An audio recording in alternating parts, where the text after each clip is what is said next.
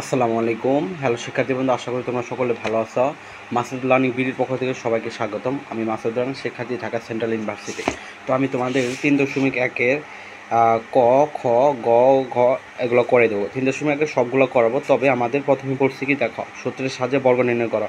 তো বর্গ নির্ণয় করতে গেলে বর্গ নির্ণয়ের সূত্র জানতে হবে। তো আমরা বর্গ নির্ণয়ের আগে সূত্রটা দেখি, চলো। তো শিক্ষার্থী বন্ধু, এই দুইটা হচ্ছে বর্গ নির্ণয় সূত্র। কিসের সূত্র? বর্গ নির্ণয়। এখানে আমি লিখে দেব। এই বর্গ নির্ণয় দুইটা সূত্রের মাধ্যমে আমরা ক থেকে একেবারে গ পর্যন্ত করবো ইনশাল্লাহ। আমি ক, খ, গ করে দিচ্ছি। তো শিক্ষার্থী, ক নম্বরে আছে দেখো 2a + 3b, তাই না? আমাদের বর্গ মানে কি? Whole square. তাহলে এখানে তুমি হোল স্কোয়ার দাও। এটা এ, এটা বি। এটা যদি এ ধরো, এটা যদি বি ধরো, বর্গ নির্ণয় সূত্র কি? a + b whole square, a square plus 2ab + b square. তাহলে লেখো, এটা এ, এটা বি, এটা এ, এটা বি। তাহলে লেখো a + b হোল স্কোয়ার সমান a স্কোয়ার। তো এ কত? 2a, a square plus 2a কত? 2a, বি ধরছি কত? 3b প্লাস বি স্কোয়ার কত? 3b square, 3b square.